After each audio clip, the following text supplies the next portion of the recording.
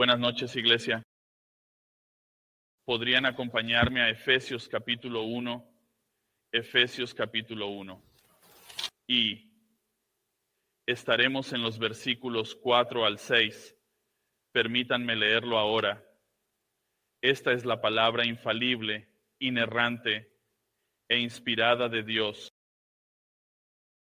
Así como nos escogió en Él antes de la fundación del mundo, para que fuéramos santos y sin mancha delante de Él, en amor nos predestinó para adopción como hijos para sí mismo a través de Jesucristo, según el beneplácito de su voluntad, para alabanza de la gloria de su gracia, que nos concedió gratuitamente en el amado. Oren conmigo, Padre, esta noche.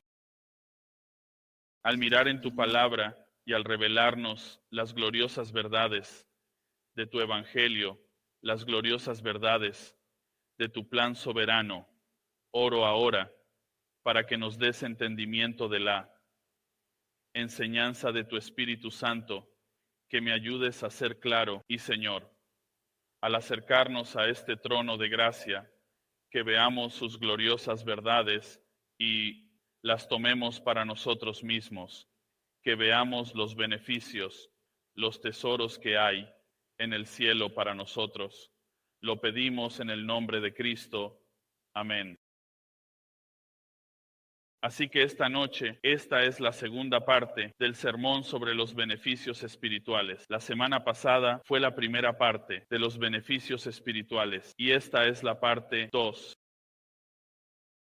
La semana pasada establecimos nuestra entrada a esta carta tan maravillosa.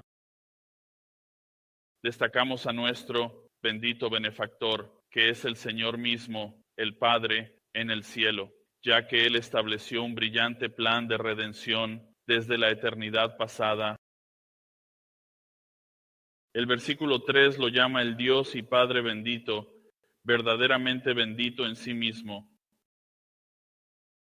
Si me pongo un poco teológico contigo, esto resalta la autoexistencia de Dios, que Él es autoexistente, el único autoexistente. No hay otro ser como Él. Y establece este plan que ningún hombre podrá frustrar. El Padre logrará todo lo que desea y desea salvar.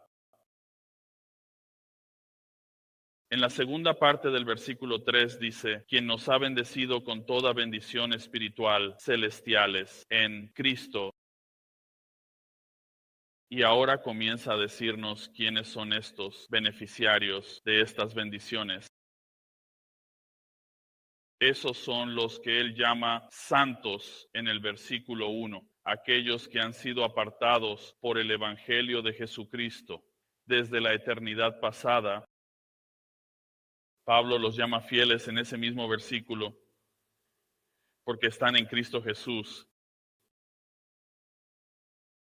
El versículo 3 continúa diciéndonos cómo se llaman estos beneficios y se llaman bendiciones espirituales del cielo, del trono de Dios. Y también se nos habla de la cantidad de estas bendiciones. Dice, cada bendición espiritual. Verás, en Cristo toda bendición espiritual posible es tuya. Escuchen, ignoren a cualquiera que les diga o que insinúe mediante algún tipo de enseñanza que Dios les ha retenido algún tipo de bendición espiritual. Esto es una mentira. No necesitan un segundo bautismo del Espíritu Santo. Dios no ha retenido nada, principalmente. ¿Por qué? ¿Por qué digo esto? Es porque enseñar lo contrario es enseñar en contra del propio carácter de Dios. Dios no trata a sus hijos de esta manera. Sí, entiendo. Todos tenemos dones espirituales, ¿verdad? Todos hemos sido delegados ciertos dones espirituales para utilizarlos al servicio de la iglesia, pero esto no es de lo que se está hablando.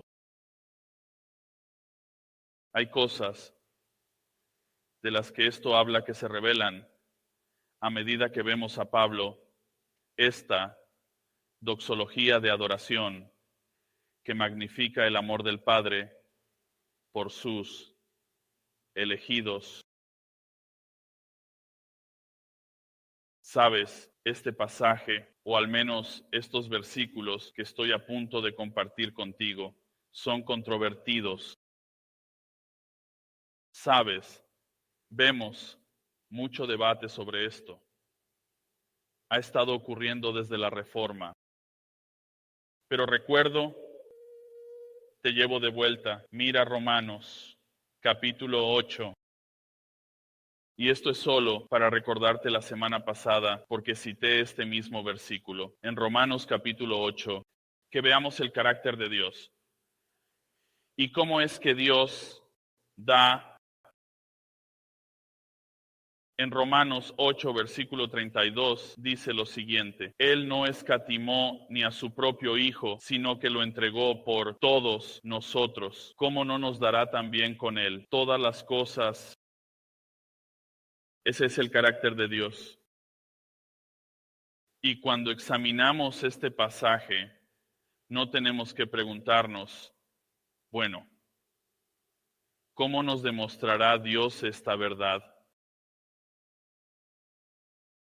Él corre la cortina de su plan soberano para mostrarnos su majestuosa obra. En nuestros versículos, vuelvan a Efesios, en nuestros versículos, encuentran aquí, recuerdan, en la primera estrofa, esta es la primera estrofa de esta doxología, este himno paulino. Pablo nos mostrará los beneficios desde la eternidad pasada, con un énfasis en el Padre.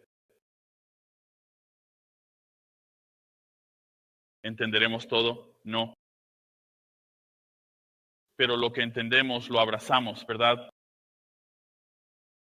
Así que tengo 3 puntos para ustedes esta noche. Es bastante simple. Es su elección, su voluntad y su libertad. Su elección, su voluntad y su libertad. Permítanme leer el versículo 4 nuevamente para que podamos prepararnos para este análisis, y quiero que realmente piensen en algo que al final de este análisis, de estos 3 versículos, mi deseo es que entiendas el corazón del Padre hacia ti. Debería elevar, debería intensificar tu adoración, incluso al obtener un vistazo y solo tener un poco de comprensión de lo que esto está hablando. Es casi como si después de esto tuviera que dirigirlos a leer el blog para calmarlos. Pero realmente quiero que veamos esto y tan claramente como, mira, no quiero interponerme, así que quiero que entendamos esto tan claramente como podamos. Así que escuchen esto, la estructura de este estallido de alabanza que tiene Pablo tiene una estructura realmente maravillosa y se desglosa bastante fácilmente en cada versículo. Es la base de la elección de Dios, los beneficios de la elección de Dios y el propósito de la elección de Dios. Así que cada punto va a tener esa fórmula. Así que tienes la elección, su voluntad, así que la voluntad sería de la misma manera, su voluntad, la base de su voluntad, los beneficios de su voluntad y el propósito de su voluntad. Entonces puedes por un momento, te lo diré, hacer una pausa y prestar toda tu atención y comenzar a hacer un inventario de la verdad que estás a punto de escuchar. ¿Por qué enfatizo esto tanto? Porque, de nuevo, esta doctrina es la que ha dividido a la Iglesia durante siglos y no creo que deba ser así. Entiendo que es difícil de comprender completamente, pero debemos tomar lo que se nos ha revelado y creerlo con todo nuestro corazón y toda nuestra mente. Incluso si no lo comprendemos, los teólogos inventan filosofías para explicar el lenguaje claro del texto. ¿Qué dice el versículo? Mira el versículo 4. Así como nos escogió en Él antes de la fundación del mundo, así como Él nos escogió en Él antes de la fundación del mundo. Mira, no es difícil, ¿verdad? Si quieres torcer esa verdad, puedes hacerlo. Podrías explicarlo todo lo que quieras, pero vamos a echarle un vistazo simple. ¿Recuerdas que te dije la base? Aquí está la base, aquí está el número 1, la base de su elección. Él nos eligió. ¿Por qué causa tanta controversia esto? Si estás tomando notas, esta es la razón porque esto aquí es la U en tulip. Esto es la elección incondicional, lo que significa que no hay ninguna acción prevista que Dios vea o condición que se cumpla, que el pecador cumpla, que haga que Dios decida salvar a alguien. Permítanme repetirlo nuevamente. Esto significa que no hay ninguna acción o condición imprevista cumplida por el pecador que haga que Dios decida salvar a esa persona, pero que esa elección está establecida en la mente de Dios por su decisión soberana de salvar a quien Él quiera salvar.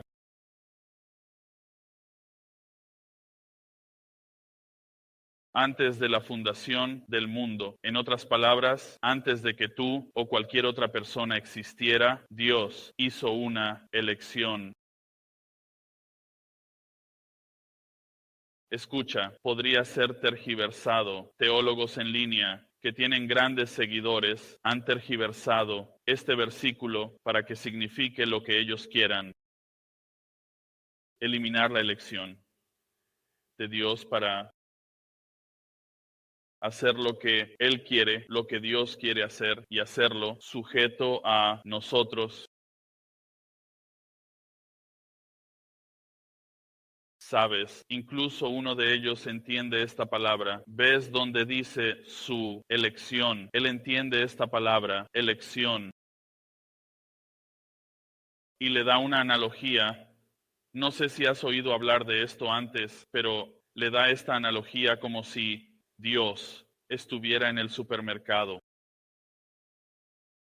Y él dice esto, va a esta sección donde tienen carnes selectas. ¿Me sigues? Dios está en el mercado, ¿de acuerdo?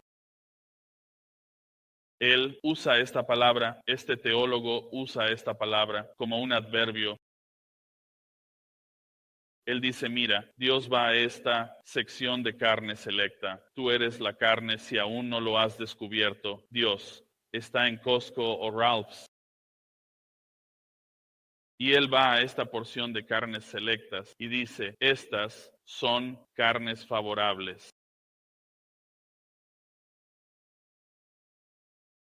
Entonces, ¿qué entendemos sobre esto, sobre Dios?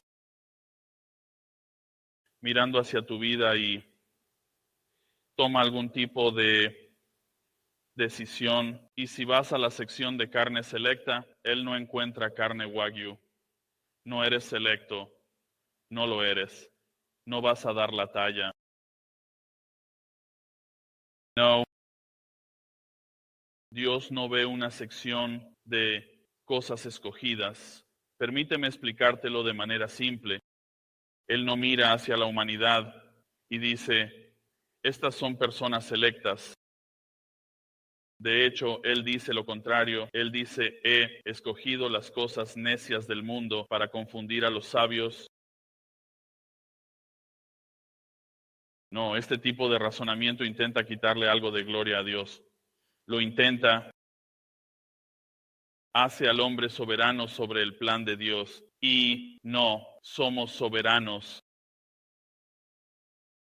Hace al hombre el árbitro de su propia vida. Odio decírselo a ese maestro. Escucha, no es tan difícil. La elección de palabras utilizada en el griego es un verbo, no es un adverbio. No puedes cambiarlo para que signifique lo que quieres. Dice lo que dice.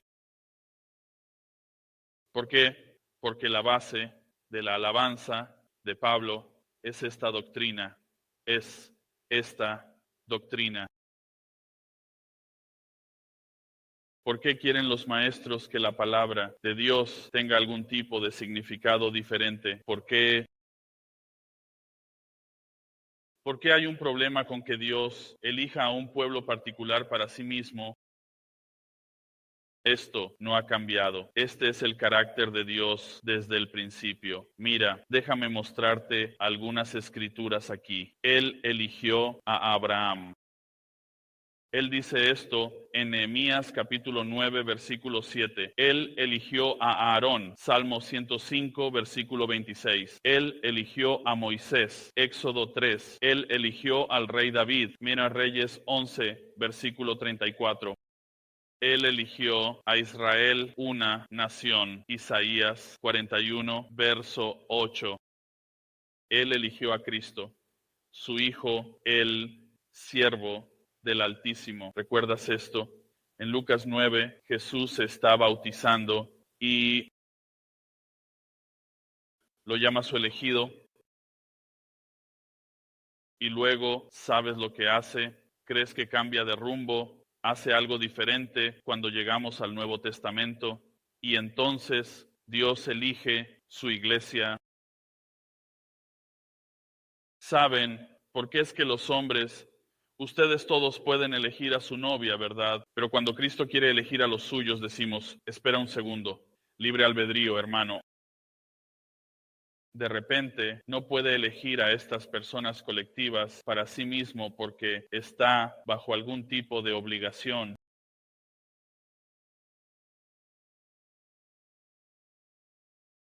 A la luz de todo esto, los cristianos aún preguntarían, me preguntarían en el pasado, es como, bueno, Willy, ¿crees en la elección? Sí. ¿Por qué? Pregunto.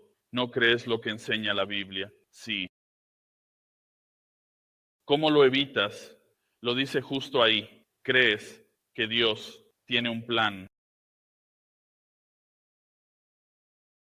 ¿Crees, Uli, que Dios tiene un plan de antemano, antes de la fundación del mundo, sin pedir mi opinión y sin hacer una encuesta?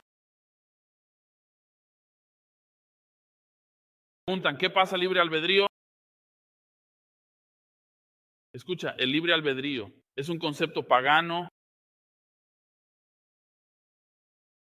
El hombre no es autónomo, no hacen cosas fuera de cualquier influencia. ¿Entiendes eso?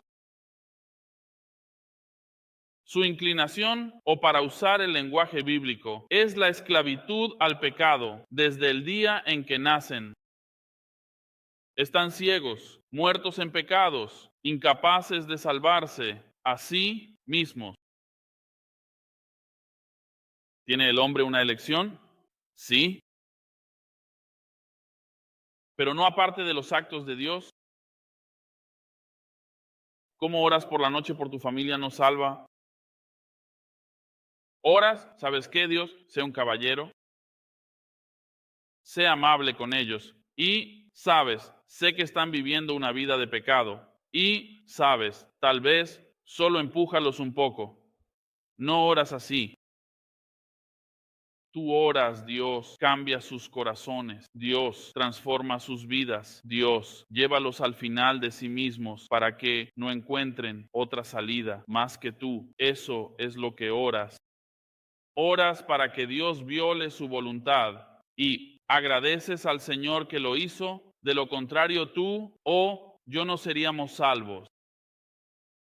Estarías muerto en tus pecados si Dios no hubiera violado voluntad. Nadie elige esta vida para sí mismo. ¿Lo entiendes? Dios interviene y preguntan, bueno, ¿puede alguien venir a Cristo? Sí, pueden. Y si alguien viene a mí, dijo Jesús, de ninguna manera lo echaré fuera. Pero no lo harán. Él lo dice en el mismo aliento. ¿Entiendes eso? ¿Es una paradoja? En nuestras mentes lo es, pero en la mente de Dios no lo es. Sabes, Deuteronomio 29:29, ¿verdad? Las cosas secretas pertenecen al Señor, pero las cosas reveladas nos pertenecen a nosotros y a nuestros hijos. ¿Es suficiente que Él te haya revelado lo suficiente en las Escrituras? Sí, debería ser suficiente. Debería ser donde te detengas y te digas, ¿puedo creer esto porque lo dice aquí? Lo dice en todas partes. Quiero decir, no voy a ir a cada versículo, pero vayan a Apocalipsis capítulo 13 y versículo 8. Todos los que habitan en la tierra lo adorarán. Todos aquellos cuyos nombres no han sido escritos desde la fundación del mundo. ¿Lo ves? Y fue nombrado que no ha sido escrito desde la fundación del mundo. La misma frase en el libro de la vida del Cordero que ha sido sacrificado. Este plan ha sido establecido antes de que el tiempo comenzara. Segunda Timoteo lo dice de esta manera también. Segunda Timoteo capítulo 1 y versículo 9. Él dice esto, quien nos ha salvado y nos ha llamado con el llamamiento santo, no según nuestras obras, no según nuestras obras, sino según su propio propósito y gracia que nos fue concedida en Cristo Jesús. ¿Desde cuándo? Toda la eternidad. Déjame decírtelo, no estabas allí, no estabas allí.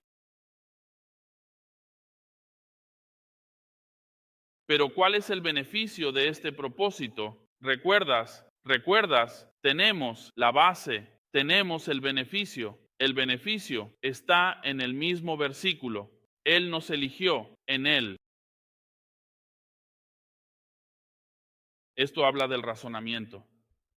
Dentro de la mente de Dios, sobre el propósito de por qué Él salva a alguien.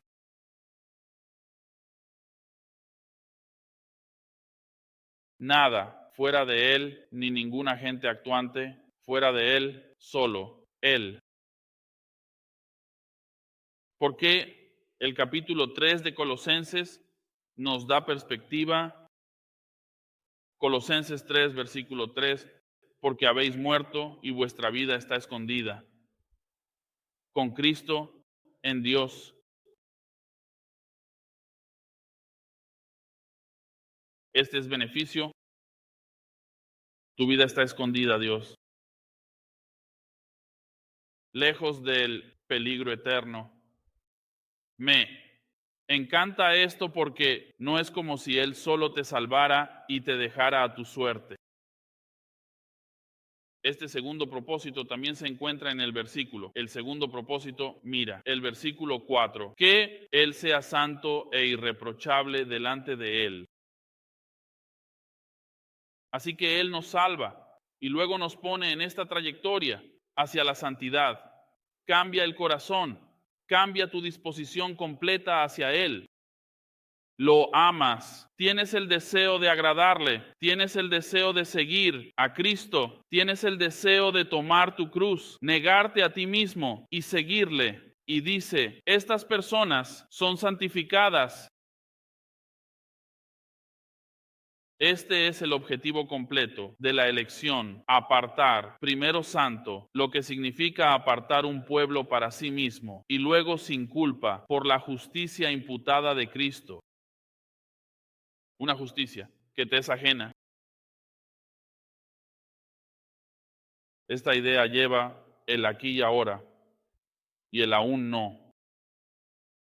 El aquí y ahora es que estás posicionalmente apartado, santo para Él y luego siendo santificado, pero aún no completamente. Eres irreprochable a los ojos de Dios, pero no eres irreprochable en la práctica. No, un día lo seremos. El día que el Señor nos salva, Él realiza esta obra de santificación y no termina hasta que lo veamos. Tenemos este corazón redimido. Nuevos deseos. Nuestras vidas ahora reflejan nuestro destino un día. Esta es la obra electiva de Dios. Distorsionar ese plan es ser infiel a lo que enseña la Escritura. El segundo punto es su voluntad. Su voluntad. Así que tenemos la base de su voluntad, ¿verdad? Los beneficios de su voluntad y el propósito de su voluntad. Creo que en el versículo, si te das cuenta, en el versículo 4, al final de ese versículo tiene esas dos últimas palabras, ¿verdad? Dice en amor. Realmente creo que debería estar conectado al versículo 5, Así que lo vamos a leer de esa manera. En amor. Nos predestinó para adopción como hijos. Si está conectado, entonces esa es nuestra base, ¿verdad? ¿Cuál es la base de su voluntad? Su amor. ¿Cuál era la voluntad de Dios? La motivación para elegir a un pueblo para salvar, amor. No es tan complicado. No tienes que hacer cálculos ni hacer que las escrituras salten aros o intentar que signifiquen otra cosa. No, su factor motivador fue el amor. Vayamos a Gálatas capítulo 5 en la Biblia. Veamos el versículo 6, por favor, con atención y reflexionemos sobre su significado para comprender mejor su mensaje.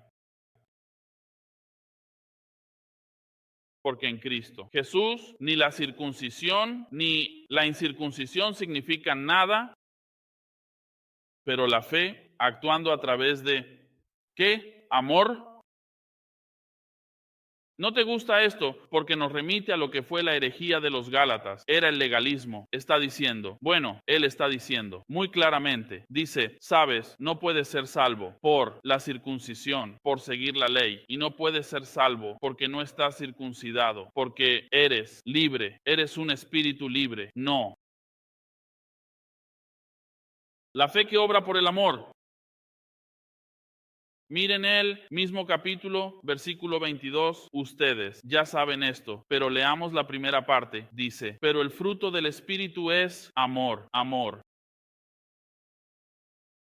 Mira y piensa en esto, por favor, y haz una pausa en esto. Si el lenguaje es claro aquí, entonces, ¿a quién pertenece este fruto? Al Espíritu. Dado, a ti. Los frutos del Espíritu te son ajenos. Fuera de Cristo, Lucas, Colosenses, capítulo 2. En Colosenses 2, versículo 2. Eso, que sus corazones sean alentados, estando unidos en amor y alcanzando toda la riqueza que proviene de la plena seguridad del entendimiento, resultando en el verdadero conocimiento del misterio de Dios, es decir, Cristo mismo. Y el misterio del que está hablando es tu unión con Cristo. Esta es la base de todas las cosas. Podemos olvidar Juan 3:16, porque de tal manera amó Dios al mundo. Esa es su motivación para elegir un pueblo para sí mismo. Y en 1 Juan, él nos dice más. En 1 Juan 4 nos habla de este amor y cómo transforma nuestra propia naturaleza hasta lo más profundo. En el versículo 16 dice, hemos llegado a conocer y hemos creído en el amor que Dios tiene para nosotros. Dios es amor, y el que permanece en amor permanece en Dios, y Dios permanece en él.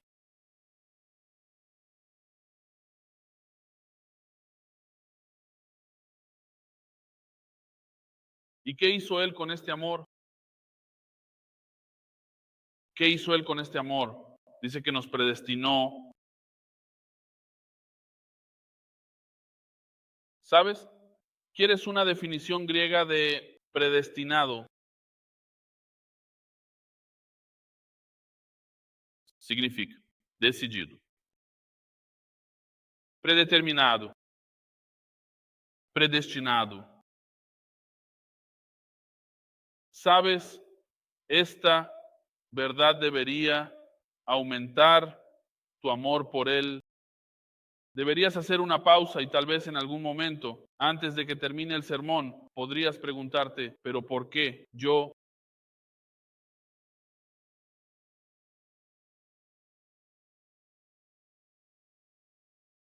Mira el capítulo 8 de Romanos. Quiero que veas esto para que reflexiones más sobre esta gloriosa verdad que Él menciona en el versículo 29. Y sabemos que Dios hace que todas las cosas trabajen juntas para bien de aquellos que aman a Dios. O incluso podrías darle la vuelta para aquellos que han llegado a ser amados por Dios. Así que aquellos que son llamados según su propósito, eso es la salvación. ¿Lo ves?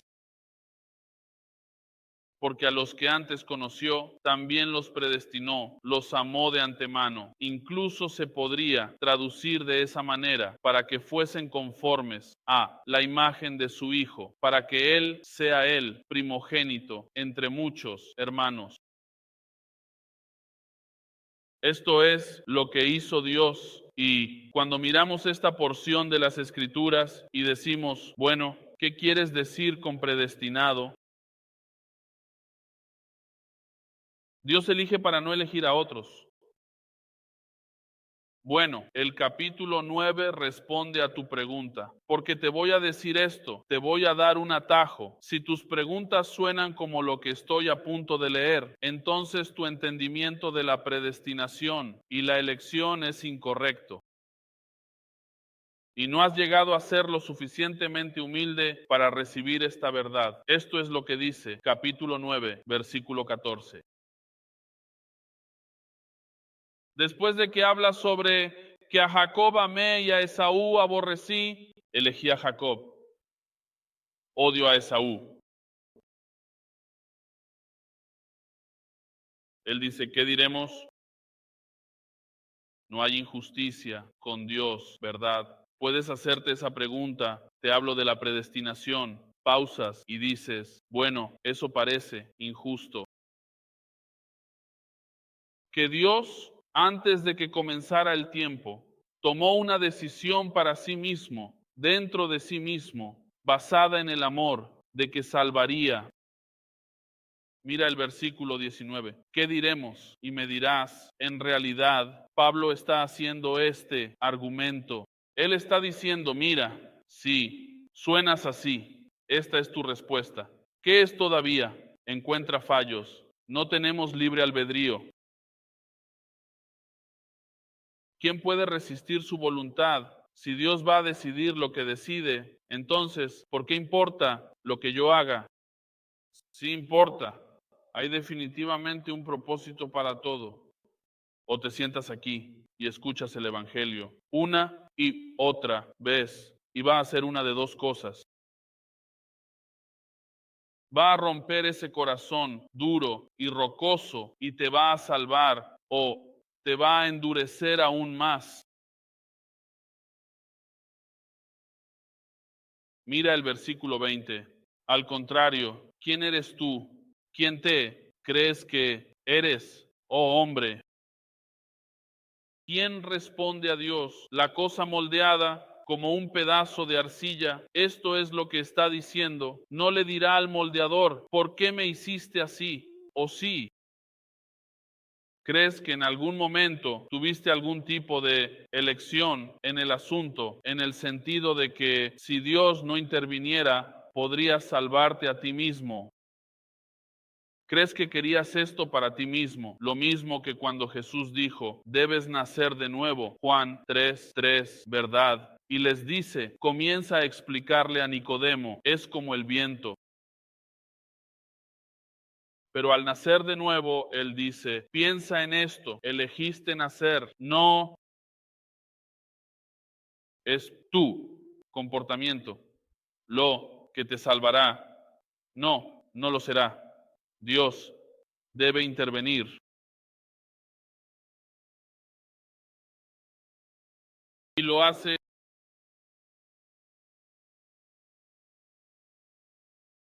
Mira los beneficios. Si esto no te convence, vuelve a Efesios 1. Si esto no te convence, escucha el Evangelio una y otra vez.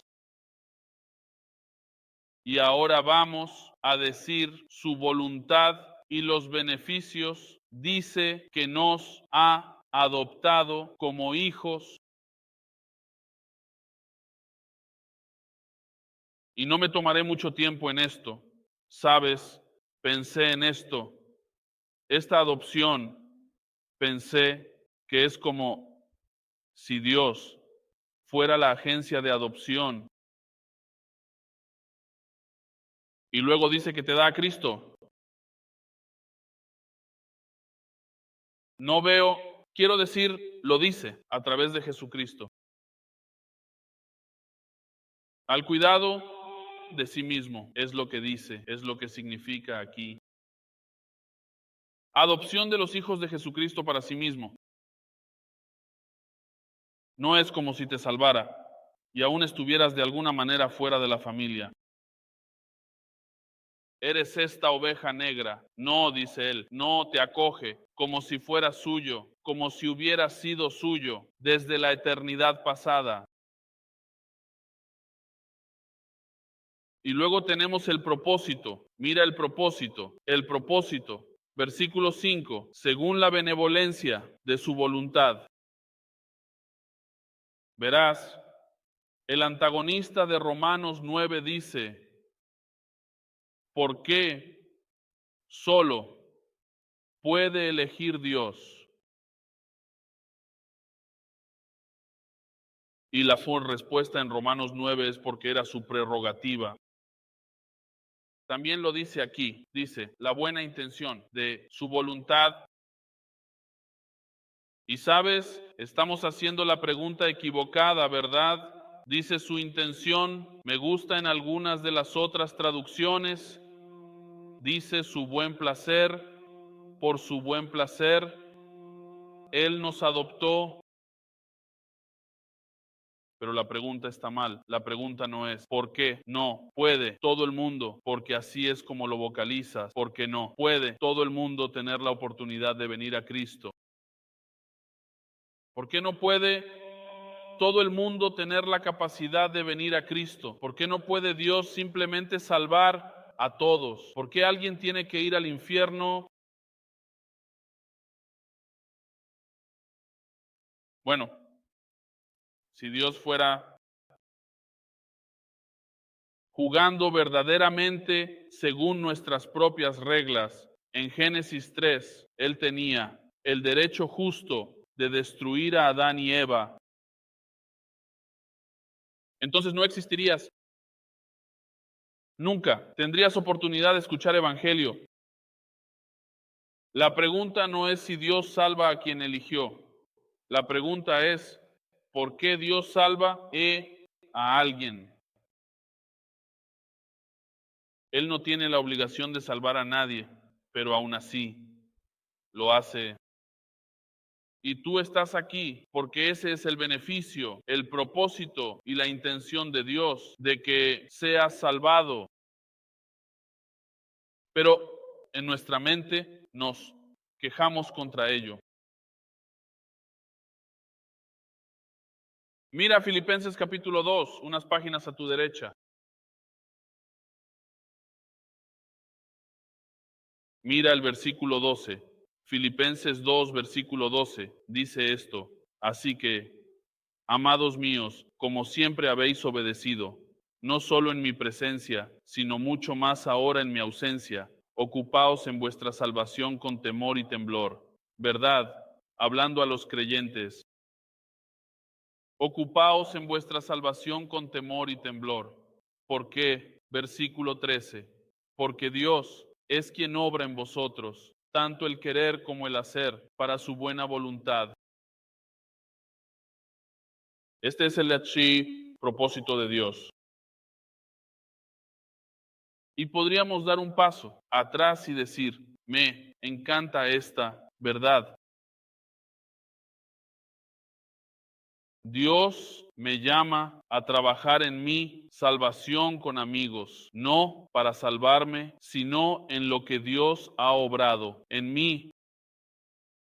Y luego dice, y no te estoy dejando solo, porque todavía voy a arreglar todas estas cosas para mi buen placer.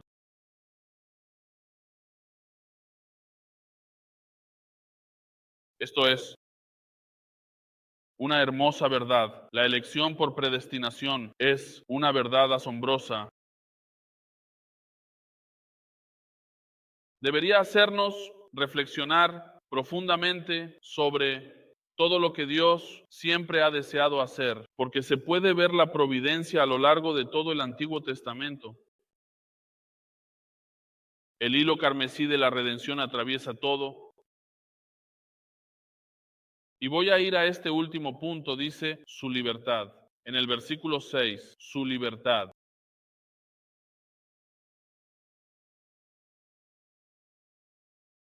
Hemos estado hablando de su libertad. No sé si te has notado. Sin embargo, este versículo nos da la mayor razón o la base de por qué Dios hace lo que hace. Teníamos una motivación, una intención, su voluntad, la otra, su amor. Pero ahora llegamos a la mayor de las razones por las cuales Dios hace lo que hace. ¿Lo ves? Para alabanza de la gloria, de su gracia. ¿Por qué hace Dios lo que hace? Para su gloria. Recuerden de la semana pasada, esta verdad particular rompió algunas de las estrofas en nuestro pasaje. ¿Lo ven? Esta frase en el versículo 12. Para alabanza de su gloria en el versículo 12. Lo ves en el versículo 14. Para alabanza de su gloria. Al final de ese versículo es como si Pablo no pudiera tomar un respiro. Permítanme decir un poco. Para alabanza de su gloria. Escucha, eso debería ser literalmente el punto en tu vida, como la alabanza de su gloria. ¿Por qué hago lo que hago? ¿Por qué trabajo? ¿Por qué soy una gran esposa? ¿Por qué soy un gran esposo? Te glorías en eso, créeme, te doy permiso para la alabanza de su gloria. ¿Por qué comparto el Evangelio? ¿Por qué sirvo a mi iglesia? ¿Por qué amo a mis hijos para la alabanza de su gloria? Esto es lo que está diciendo. Lo más importante de toda la cristiandad, todo lo que eres y por qué existes es para la gloria de Dios. ¿Por qué te eligió para la gloria de Dios? ¿Por qué te predestinó para la gloria de Dios?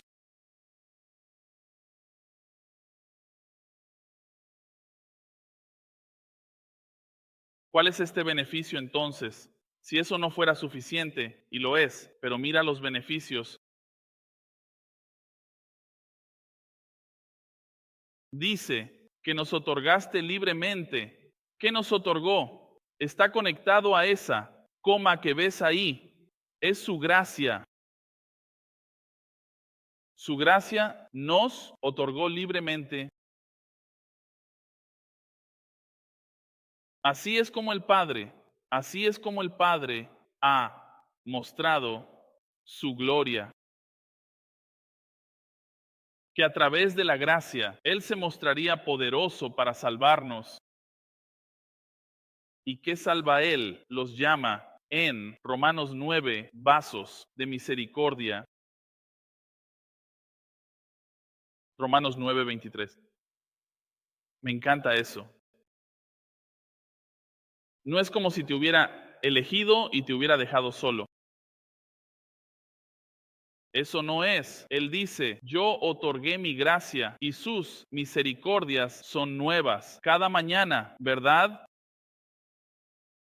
Mira lo que dice en 2 Corintios capítulo 4. Me encanta esto. Esto realmente debería aumentar tu comprensión y tu adoración, pero dice esto en 2 Corintios 4, versículo 15.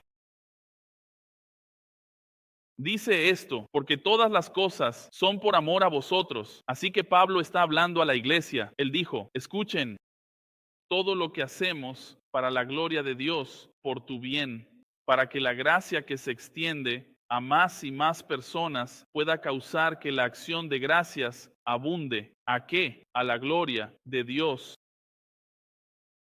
¿Por qué se te da la gracia? No es la analogía que eres un mendigo que ha encontrado pan y le estás mostrando a otro mendigo dónde está el pan. Has encontrado gracia, ¿no es así? Y nos dice, traes a alguien y esta abundante gloria de Dios se amplifica. Cada vez que alguien entra en el reino a través de la fe, la gloria de Dios se magnifica. Mira 2 Tesalonicenses capítulo 1. Mira esto. Estos son los dos contrastes en 2 versículos. En el versículo 9, en Tesalonicenses 1, versículo 9, dice esto. Estos pagarán la pena de destrucción eterna, aquellos que han rechazado el Evangelio, lejos de la presencia del Señor y de la gloria de su poder.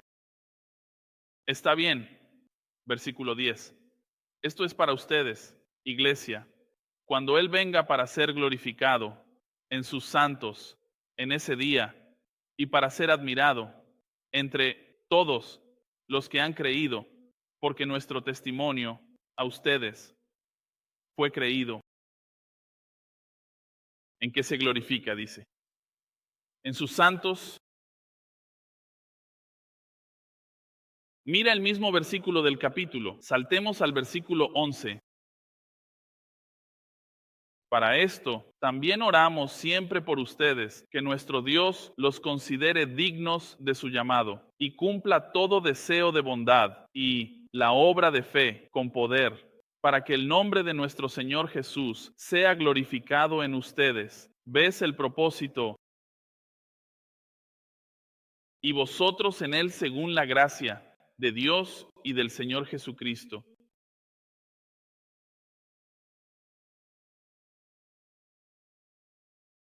Es la gloriosa verdad.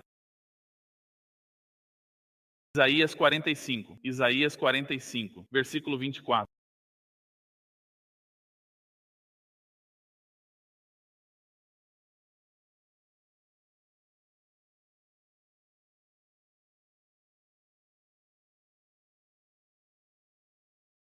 Versículo 24. Me encanta esto porque es la historia de cada creyente. En un versículo dice, versículo 24, me dirán, solo en el Señor hay justicia y fuerza. Esto es verdad, ¿verdad? Esto es un amén. Dice, los hombres vendrán a Él, es decir, a Dios, y todos los que están enojados con Él serán avergonzados. Déjame decirte algo, ¿no lo sientes? Miras tu vida antes de Cristo y luego Dios te redime y piensas qué tan estúpido era. ¿Cuánto? Y esto es, incluso lo vemos en los nuevos creyentes, tenemos que aconsejarlos a través de la vergüenza, porque esto es verdad, que vendrás a Él y te sentirás avergonzado. Podría ser porque has escuchado el Evangelio una y la otra vez. Has visto sus beneficios expuestos en las Escrituras y la respuesta es esta: deberías sentirte avergonzado, porque Dios ha extendido una mano de misericordia y con tu vida apartaste su mano. Vuelve al Evangelio, vuelve al Evangelio. Mira lo que dice. Y solo quiero resaltar esta palabra. Dice, y Él otorgó libremente, libremente. Dice que Él ha dado esta gloriosa gracia, no limitada por ningún agente externo, no limitada por la voluntad del hombre, sino que Dios, interviniendo en las vidas de hombres y mujeres, salva, porque Él deseaba otorgar gracia libremente, cambiando los corazones y las mentes de hombres y mujeres alrededor del mundo. Él les da la voluntad de amarlo. En conclusión, iglesia, en esta última parte de este versículo te llama el amado, nos amó, dice, o nos otorgó en el amado. Me encanta esto porque cuando empiezas a definirlo, había tantas definiciones. Y algunas de estas definiciones, las que más me gustan, son estas. En griego significa los queridos, aquellos sobre quienes ha puesto sus ojos de afecto. La idea implica que Dios te ve como la niña de sus ojos. Iglesia, amados, Él está dedicado a ustedes. No has estado perfectamente dedicado a Él, pero Él está dedicado a ti. Él ha estado antes de que nacieras, antes de que creara el mundo. Él ya estaba dedicado a ti. Él puso su amor en ti antes de que tuvieras la oportunidad de responder.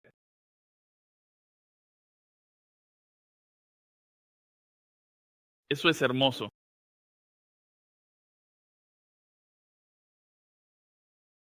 Cantares de Salomón, capítulo 2, versículo 4 dice esto: me ha llevado a su salón de banquetes, y su estandarte sobre mí es amor. Mira, no lo sé, ¿en qué estado de ánimo estás? Si estás pasando por alguna prueba, creo en esta verdad podría realmente ser un antídoto para el pensamiento bajo, por ver tanto como podías. ¿Recuerdas ese dicho? Podías tapar el sol con el pulgar. Que tus problemas puedan eclipsar el amor de Dios como si fuera posible. Pero según este pasaje, en su libertad, su voluntad y su elección, no puedes contener esa compuerta. Es imposible. Así que si necesitas ánimo esta noche, medita en esta verdad. Él te ha elegido, Él te ha predestinado, Él ha otorgado su amor por su intención y su voluntad, y ni siquiera pudiste interponerte en eso. Alabado sea Dios por eso. Está conmigo. Padre, te damos gracias por tu verdad. Te damos gracias por tu palabra que es inspirada e inerrante. Nosotros, gracias porque es la palabra, la que penetra profundamente en nuestras almas, nos exhorta, nos reprende y nos anima. Oro ahora para que animes a tu iglesia a que abracen estas verdades y que sus corazones se eleven en adoración hacia ti y que te conozcan y te amen más profunda y ampliamente. Y entenderían que estas verdades son para la eternidad. Señor, ayúdanos a crecer, lo pedimos en el nombre de Cristo. Amén.